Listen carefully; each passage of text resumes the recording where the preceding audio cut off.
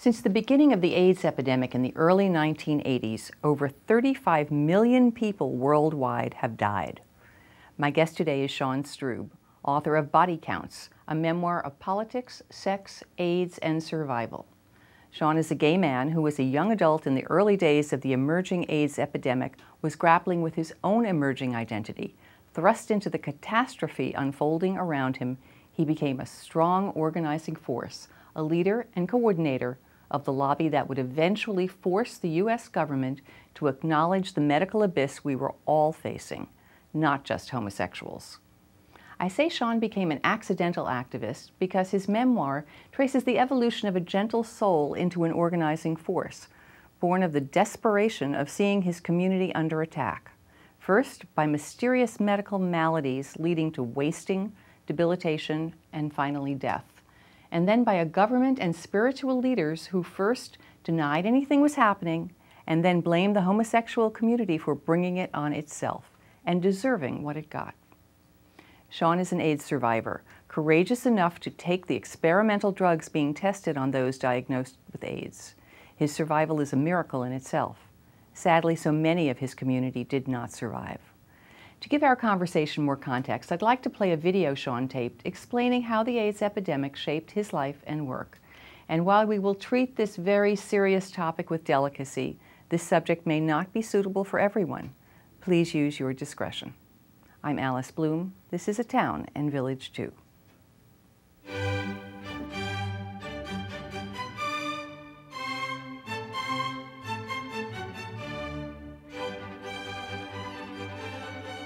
There's been a lot of effort to understand and analyze the forces that opposed us.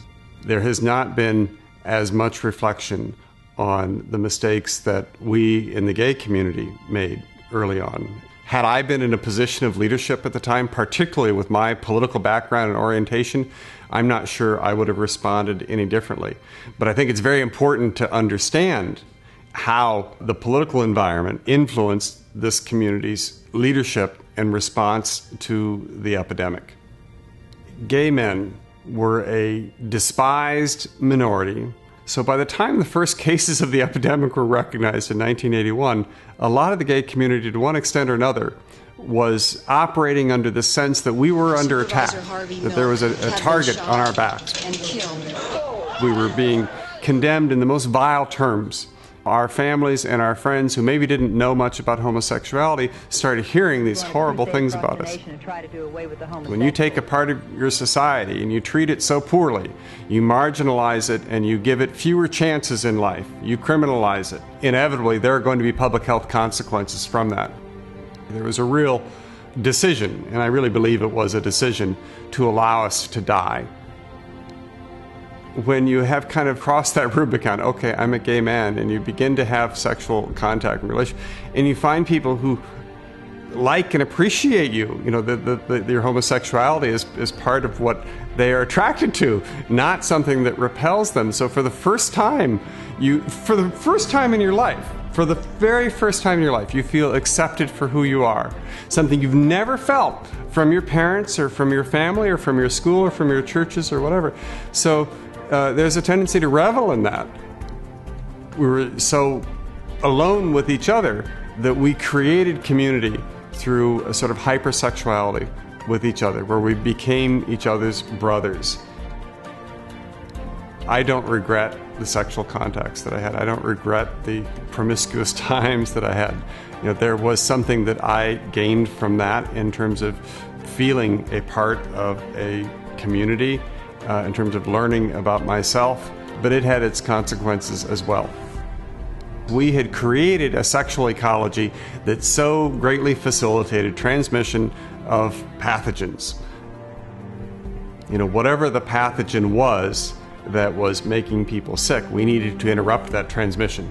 That required a much more detailed discussion about the sexual practices that gay men engaged in that the public was not eager to hear, rather than getting into the nitty-gritty detail of how to interrupt transmission of sexually transmitted infections, mainly through the use of condoms. The gay community leadership focused on a more generalized, fewer partners message. Just tone it down, boys.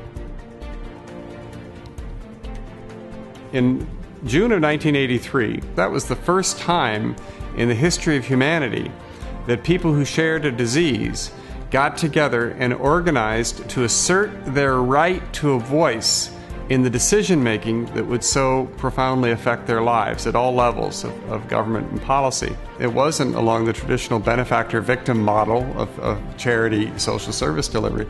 It was a peer-to-peer model. You know, we were willing to experiment. We smuggled drugs in from other countries.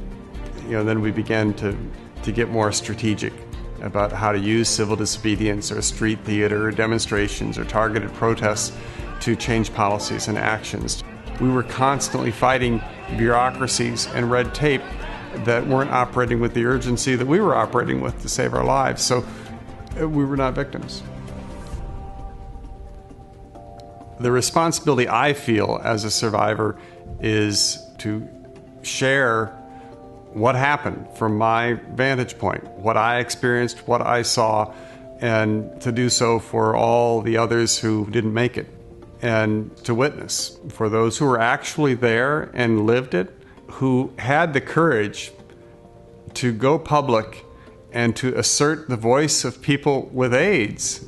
That very, very early and courageous stand that they took created something that has enabled thousands and thousands, hundreds of thousands to live, including me.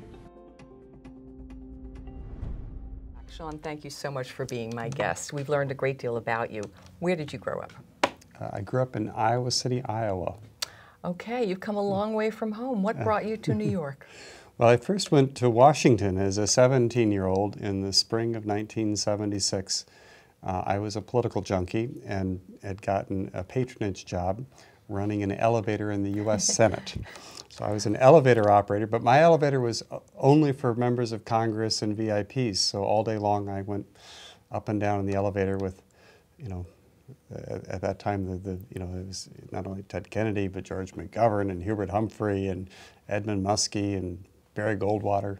And it was also a time in the spring of '76 that was very exciting for a young idealistic politico. We were just past the Vietnam War, which had been so divisive. We were just past the Watergate crisis. It was the bicentennial year, so everywhere in Washington was plastered with, you know, the bicentennial logo, and it was all kind of cleaned up and ready for celebration.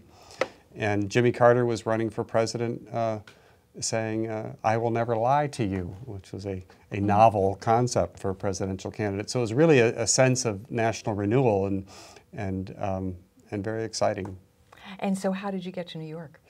Well, at the same time in Washington, I was starting to deal with, you know, understanding that I was attracted to men. And I grew up in a very Catholic family environment. My three sisters' first names are all Mary because of my father's devotion to the Virgin. My mother was raised by nuns. She was orphaned. I went to a Jesuit boarding school when I was 13. So I kind of had to wrestle my way through that and deal with you know, discovering I was gay. And I came out in Washington in this very kind of hyper-closeted circle of pretty highly placed, you know, political people, you know, ambitious guys who went to Washington and who wanted to grow up and be president, and, you know, and members of Congress and others. And as I started to come out and develop a political consciousness, I began to see a disconnect between the hypocrisy of their closeted lives and their public lives and how they were voting and what they were saying. And then after Harvey Milk, the San Francisco supervisor, openly gay elected official, was assassinated in the fall of 1978, I think that sparked something that really made me that much more political, and I needed to go to New York to pursue that life. Now, when you got to New York, so it's the late 1970s, right, and there through the beginning of the 1980s, what did you find? What was the community like in New York? Well, I mean, it was a challenging time for me. I transferred from Georgetown to Columbia, but I wasn't really about going to school. Was not only, you know, came out in a big way and told everybody and was really into being an activist, but I also had given up on what my life plan was. I'd expected to go into politics and do that, and suddenly here I am in New York, kind of starting from scratch. And But in New York, I found this, multifaceted gay community and all sorts of people who, were pursuing their careers in business or the arts or publishing, whatever it was, and were kind of incidentally gay, and that I hadn't been exposed to before. When you say incidentally gay, were they hiding? No, it wasn't. Some were sort of forthcoming about it, others less so, but they mostly didn't care who knew or who found out. It wasn't like this sort of Damocles hanging over their head all the time, like it was for the people in Washington, where any minute if you were exposed, your life suddenly would change and be turned upside down. And then there were also activists, people who were involved with the Gay Liberation Front and the Gay Activists Alliance, and Stonewall from the late 60s and the early 70s, who had a big influence on me as well. Now, things started to happen. People started to get sick. Right.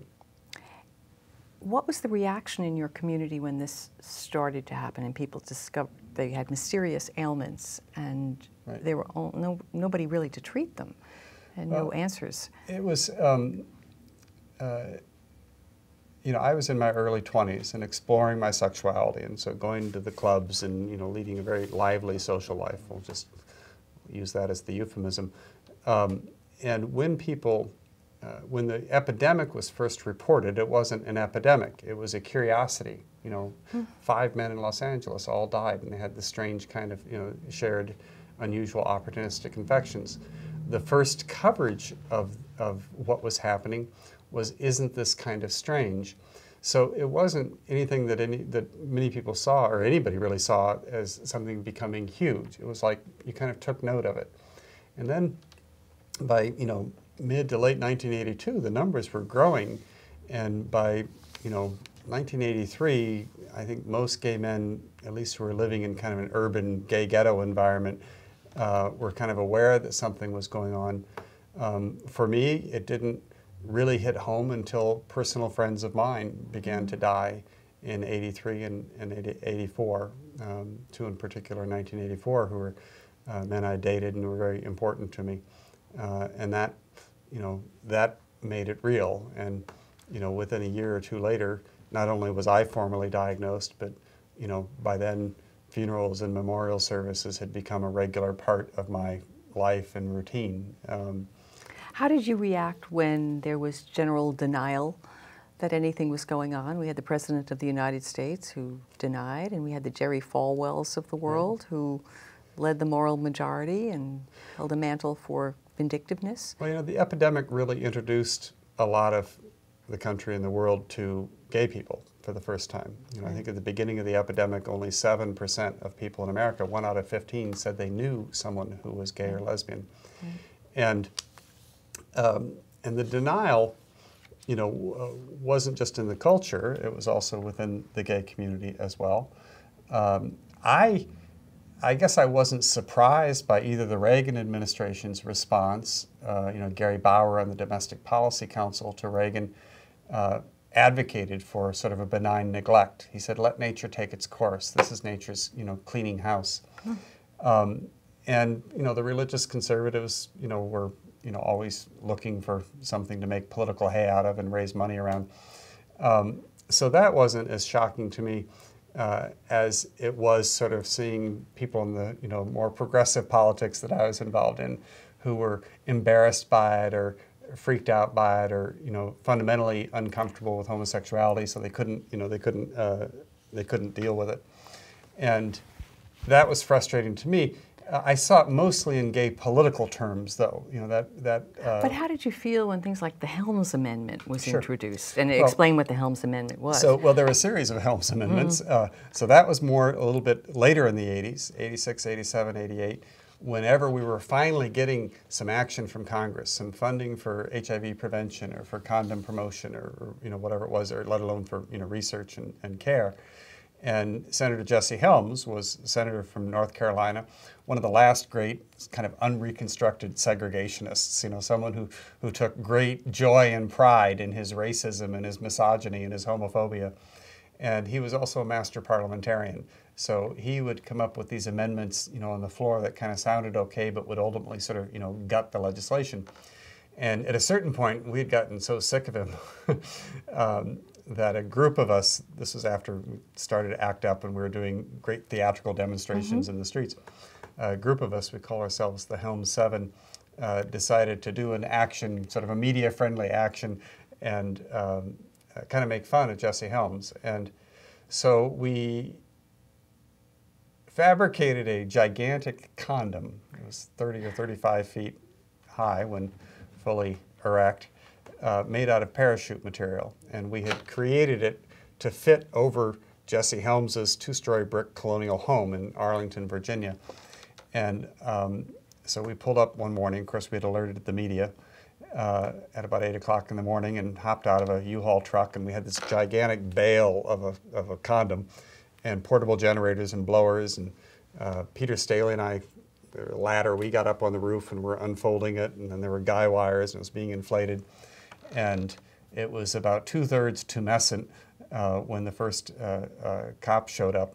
And then when it was fully erect with a reservoir tip set on the side of it, protect yourself from unsafe politics. Jesse Helms is more dangerous than the virus. And, you know, it made our point. And, and actually, after that, he never passed another one of those Helms Amendments. Well, of course, his amendments would try to forbid any federal money to be used for AIDS research or well, it was all sorts care. of things. Some of the most damaging ones were the ones that really got in the way of doing HIV prevention education that really resulted in thousands, maybe tens of thousands of people becoming infected who wouldn't have otherwise. Now, you raised money for PACs, for ACT UP. And you were probably the first people to use lots and lots of small donors. I mean, we made a lot of that in the last presidential race, but accumulating lots of money that way. Right. Well, what I was, there were direct mail fundraising operations on the right and the left, but no one was really doing that in the gay and lesbian space, let alone around AIDS. And there was really a belief that, first of all, it was very difficult to get lists of people who were likely to be supportive. There were all sorts of, confidentiality and privacy issues. You know, we couldn't put the word AIDS or gay or anything like that on the outside of an envelope. But that was what my firm kind of pioneered. And we did fundraising appeals that were very informational. They weren't sympathy appeals. They actually, there was tens of thousands of gay men who were getting the very best, most reliable recent information about the epidemic from these fundraising appeals, which of course then made them more responsive and successful. And then with ACT UP, I did fundraising mail with Keith Haring, the pop artist, but also produced these big, large-scale art auctions. And that was how we funded all that street theater with ACT UP that was so effective and ultimately resulted in expediting the drug approval process quite dramatically. I was very surprised in reading your book to realize that there was not unanimity within the gay community. I mean, people outside of it just didn't understand it. But that, for example, the lesbian community did not really interact well or at all with the gay community. In the 70s, the gay liberation movement really sort of came out of the 1960s social upheaval and change.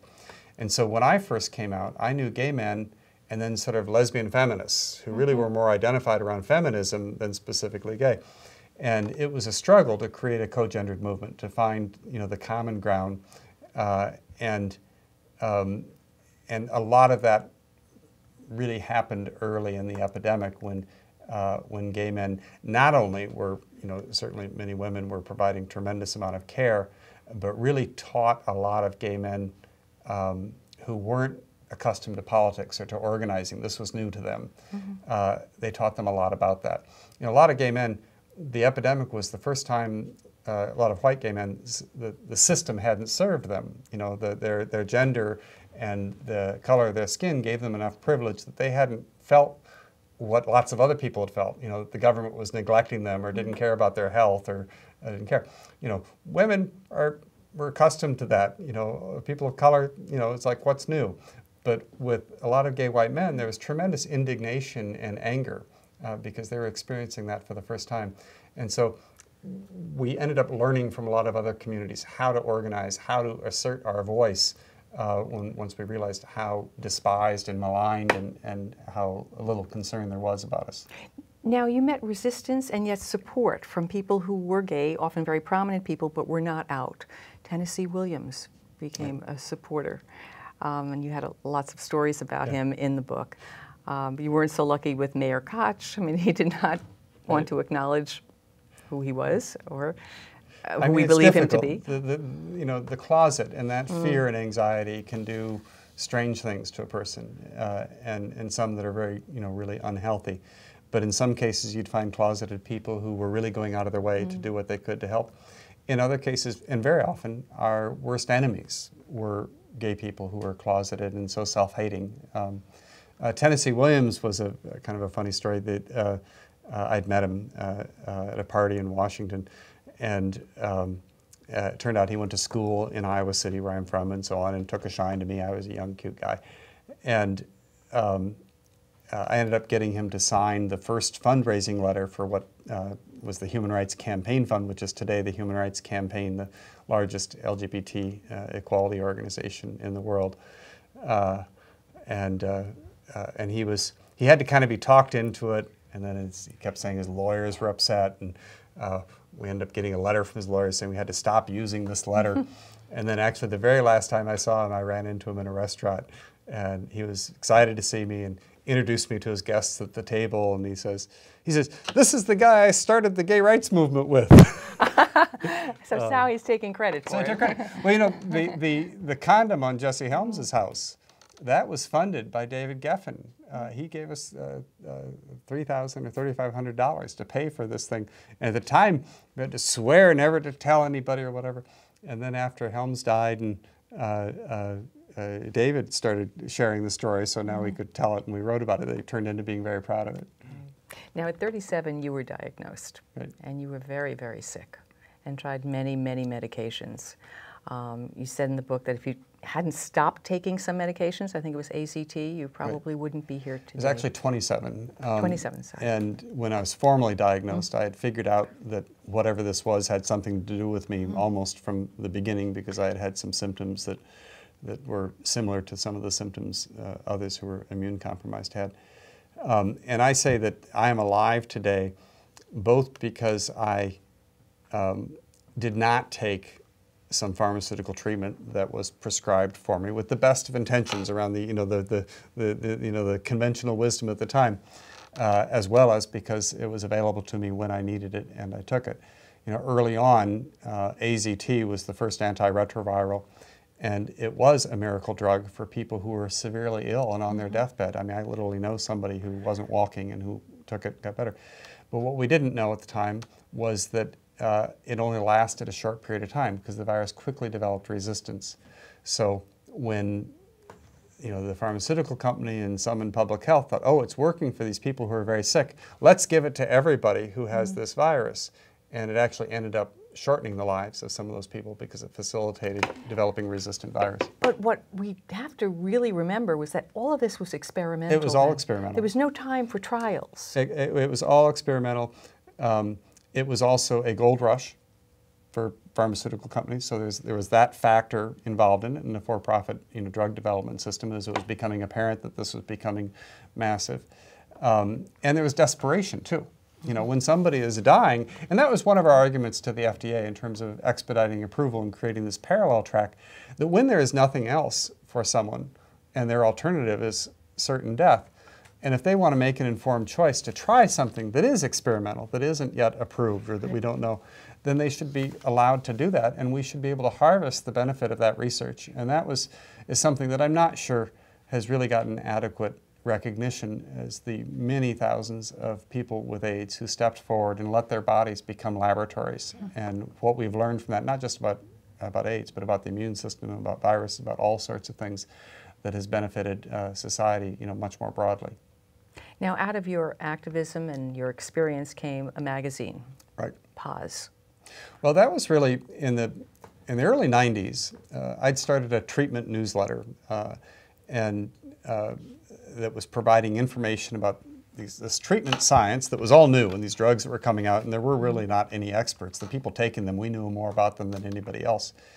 But it was kind of geared to the people in the science club, And I started thinking about making something that would have a broader audience. And at the same time, in the media, almost everywhere, you know, the New York Times, CBS News, wherever it was, anytime AIDS was referenced, it was bracketed by inevitably fatal, dread disease, terminal illness, no cure, no survivors, 100% death rate.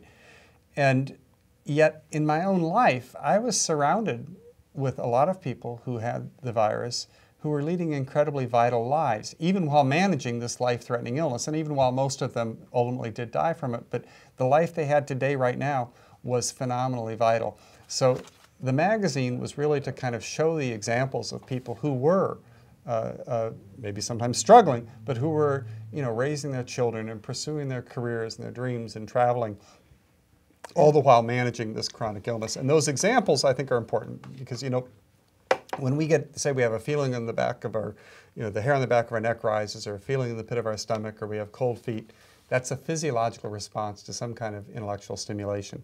And I think the immune system must work to some extent the same way. If it's assaulted with death sentence messages, it's not going to work as hard. So that was the idea with PAS magazine. We've no time left, but we have to mention the Sero project. The Sero, well, this is the work that I'm doing today, which in some ways is sort of like going back to the beginning of the epidemic, that is really focused on combating HIV-related stigma. There's never going to be a pill to fix the stigma. That is really much more complex and multifaceted. And the most extreme manifestation of stigma today, which is on the increase, people think it's a relic from an earlier era, and it's actually happening right now and getting worse, which is HIV criminalization, which is the wrongful use of someone's HIV status in a criminal prosecution.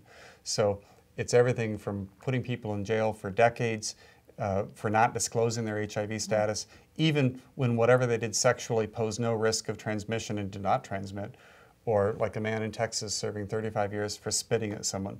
Spitting is not very attractive behavior, certainly probably punishable by some sort of sanction, you know, from the state, but it's not going to transmit HIV, and there has to be some proportionality. So putting people in jail for decades, New York State had someone in jail for 6.5 years for spitting.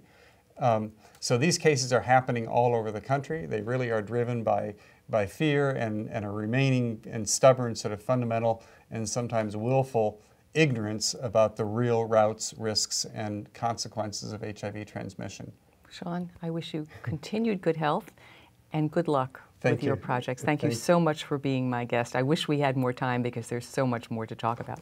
The book is Body Counts, a memoir. Please read it. I think it will change your life as well. I'm Alice Bloom. This is A Town and Village 2. We'll see you next time.